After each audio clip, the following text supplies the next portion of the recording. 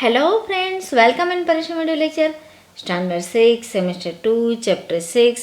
Chapter 6 है Maurya age, Chandragupta and emperor Ashoka. तो फिर चलो स्टार्ट करते हैं। As it was Sunday, all the children of the society gathered in the ground to play cricket. Bhavya and Jalpa formed teams. Coin was tossed to decide bowling and batting. Jalp said heads. The coin fell on the ground. It was heads. So Jalp asked for batting. Hetansh asked, where do we find lion figure on the coin?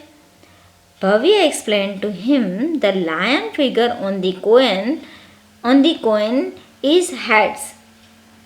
This lion's figure has been engraved on the huge pillar of Sarnath. This pillar was built by Emperor Ashoka of Maurya dynasty. India has recognized it as national symbol. आज Sunday था। Sunday होने की वजह से सभी बच्चे cricket खेल रहे थे। भव्य और झल्प ने टीम बनाई। बैटिंग और बॉलिंग के लिए कॉइन उछाला। झल्प बोला किंग। कॉइन हवा में से जमीन पर नीचे गिरा। किंग ही था। पड़ा तो झल्प ने बैटिंग मांगा। उसके पास में खड़ा हितांश बोला, कॉइन पर यह लायन का चित्र कहाँ से लिया होगा? भव्य बोला, सिक्के पर दी गई लायन की पिक्चर मत। सारनाथ के विशाल स्तंभ पर ये लायन का फोटो है। ये जो स्तंभ है वो मौर्य वंश के सम्राट अशोक ने निर्माण करवाया था। भारत ने उन्हें राष्ट्रीय प्रतीक में स्वीकार कर लिया है। Maurya dynasty, founder and ruler Chandragupta Maurya. Chandragupta played the games of kings in his childhood. His skill was noticed by Acharya Vishnugupta and he was trained by him in Shastra and Shastra. Chandragupta Maurya, with the help and guidance of Chanakya, defeated last emperor of Nand dynasty, Dhananand, in 321 BC and took the throne of Magad and founded Maurya Vansh. Chandragupta got full benefit of Chanakya's skill in politics and administration. From Arthashastra written by Chanakya, we get information about political, economical and social life of people of that time. Chanakya's diplomatic guidance played a very important role in Chandragupta's achievement. Chandragupta Maurya, Maurya वंश के स्थापक। चंद्रगुप्त बचपन में राजा की game खेलते थे। Game खेलने में वो बहुत ही स्मार्ट थे। ये एबिलिटी उनमें देख के तक्षशिला के कौटिल्य गोत्र के आचार्य विष्णुगुप्त यानी कि चाणक्य ने तक्षशिला ले गए। वहाँ पे उन्होंने शस्त्र विद्या प्राप्त की। चाणक्य की हेल्प से और गाइडेंस से चंद्रगुप्त मौर्य ने 321 में नंद वंश के अंतिम सम्राट धनानंद को हराया और मगध पे राज किया और मौर्य वंश की स्थापना हुई। चाणक्य की राजनीति और वहीवट की कुशलता का लाभ चंद्रगुप्त मौर्य को मिला।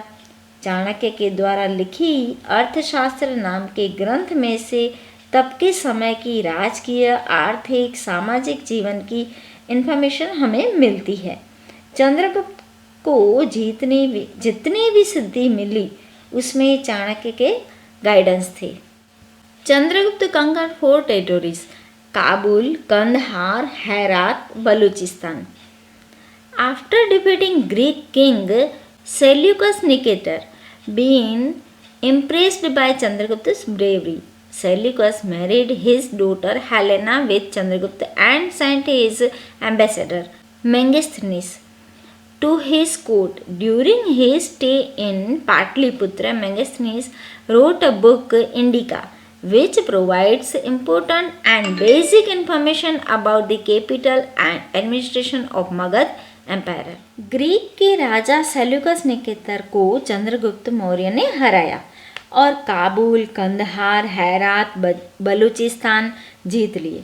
चंद्रगुप्त से प्रभावित होकर सेल्यूकस ने अपनी बेटी हेलेना का विवाह चंद्रगुप्त मौर्य से करवाया और अपने राजदूत मेगस्थनीस को चंद्रगुप्त के दरबार में भेजा।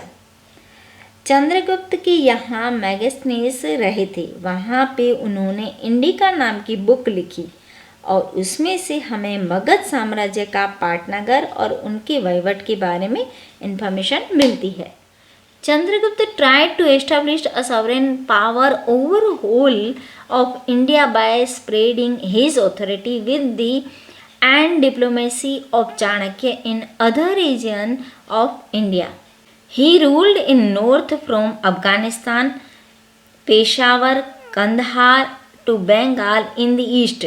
He extended his power even in western India also.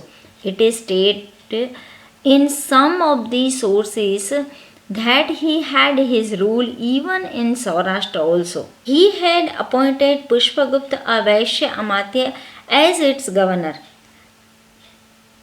Pushpagupta constructed Sudarshan Lake by constructing dams on the rivers flowing from Girnar mountain in Junagadh in Saurashtra.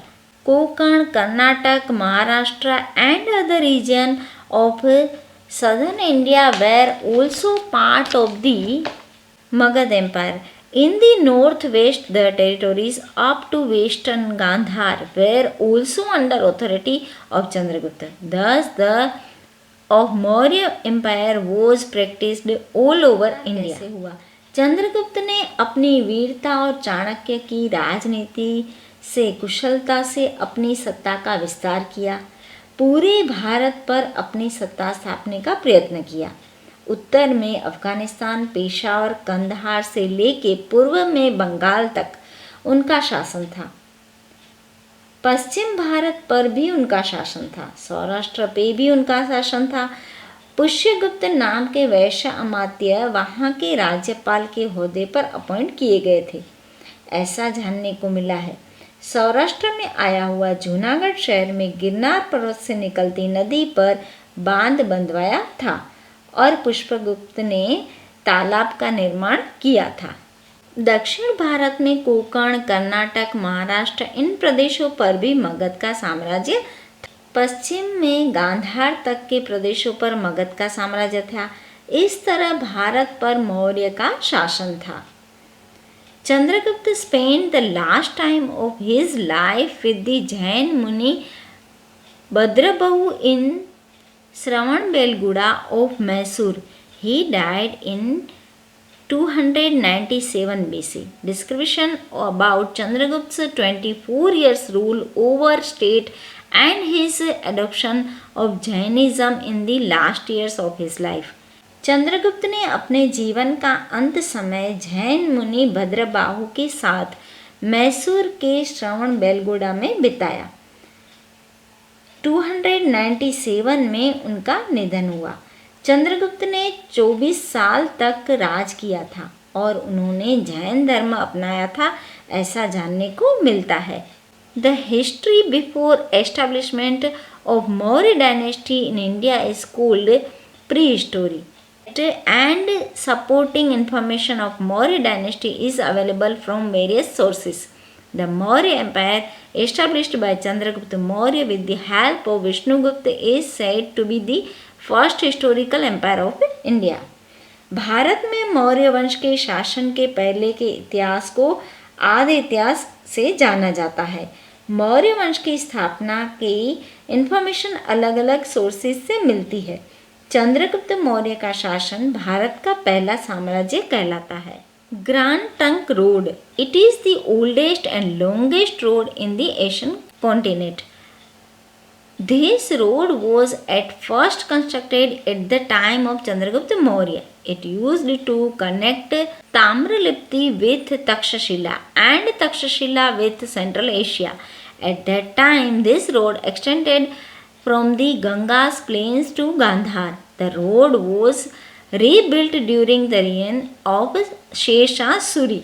During British rule, Dalhousie rebuilt the road from Kolkata to Peshawar.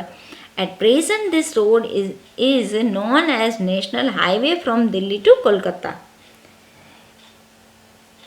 Asia खंड को सबसे old और लंबा road ये है। इस road का निर्माण चंद्रगुप्त मौर्य के समय में हुआ था। ये रोड ताम्रलिप्ति से होके तक्षशिला और तक्षशिला से मध्य से एशिया से जुड़ता था। तब के समय में गंगा के मैदान में गांधार तक ये रोड था। फिर शेरशाह सूरी ने अपने शासनकाल में इस रोड का पुनः निर्माण किया था। फिर अंग्रेजों के शासनकाल में डेलहाउसी ने कोलकाता से पेशावर तक इस रोड का पुनः निर्माण किया था। प्रेजेंट टाइम में ये रोड दिल्ली से कोलकाता तक है। नेक्स्ट है Bindusar. After the death of Chandragupta, his son Bindusar came to the throne of Magad. He retained the huge kingdom inherited from father Chandragupta and gifted the same to his son Ashoka. It can be considered as one of his greatest achievements. Bindusar Chandragupta के निधन के बाद उनके पुत्र बिंदुसार मगध की गद्दी पे आए। उसने मगध का विशाल साम्राज्य संभाला था। फिर उन्होंने अपने पुत्र अशोका को दिया। During the rule of Bindusar, prince Sushim was appointed governor of Takshashila and prince Ashoka of Avanti. Sushim fail to control the rebellion in Takshashila during his time, while Ashoka successfully suppressed the rebellion. Bindusar के शासनकाल में राजकुमार सुशीम को तक्षशिला के और राजकुमार अशोक को अवंती का राज्यपाल बनाया गया। सुशीम के समय में तक्षशिला में विद्रोह हुआ था, जिसको नियंत्रण करने में वो असफल रहे। जब अशोका ने ये काम सफलतापूर्वक किया और विद्रोह को दबा दिया। Bindusara did not conquer any new territory during his reign, but maintain friendly relations with Greek kings. He reigned on the throne of Magad for about 25 years. Bindusara के शासनकाल में उसने कोई नया प्रदेश नहीं जीता था, पर ग्रीक राज्यों के साथ संबंध अच्छे बनाए थे। उन्होंने लगभग 25 साल तक मगध पे शासन किया। Emperor Ashoka. After the death of father Bindusara, Ashoka had clashes with his elder brother Sushim and half brother यानी कि step brother. Thus he came to power, but his coronation was done after 4 years in Patliputra. सम्राट अशोक. बिंदुसार के निधन के बाद अशोक के बड़े भाई सुशीम और उसके जो कजिन भाई थे, उनके साथ बहुत साल तक संघर्ष चला। फिर 4 साल बाद उनका राज्याभिषेक हुआ। After the coronation, Ashoka increased the royal inheritance inherited from his father. According to his stone inscription, his empire extended from Kandhar and Peshawar on the northwestern border to Nepal in northern India, up to Mysore in the south, Gujarat, Saurashtra in the west, Magad in east, Kalinga present day Odisha. राज्याभिषेक होने के बाद उन्होंने अपने राज्य का विस्तार किया। उनके शिलालेख के मुताबिक उनका साम्राज्य वायव्य सरहद से आए हुए कंधार और पेशावर से उत्तर भारत में नेपाल तक, दक्षिण में मैसूर यानी कि जो प्रेजेंट अभी कर्नाटक है, पश्चिम में गुजरात सौराष्ट्र तक, पूर्व में मगध कलिंग तक फैला हुआ था। Battle of Kalinga and Ashoka's heart change. Kalinga, situated in the neighborhood of Magad, was a part of Magad Empire at the time of Nand kings, but after establishment of Maurya Empire, it became independent. Ashoka, who wished to make Kalinga a part of the Magad Empire again, declared war on King Jayant of Kalinga in the 8th year of his coronation. Ashoka was victorious in this war. Magadh के पास आया हुआ कलिंग नंद राजाओं के समय में मगध साम्राज्य का एक हिस्सा हुआ करता था, परंतु मौर्य शासन की स्थापना के समय वो स्वतंत्र हो गया।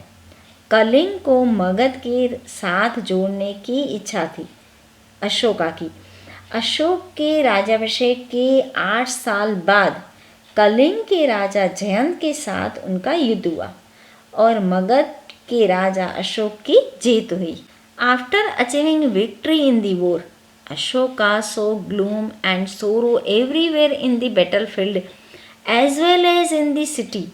Seeing loss of life and property in the war and crying women and children, his joy over victory of Kalinga was lost.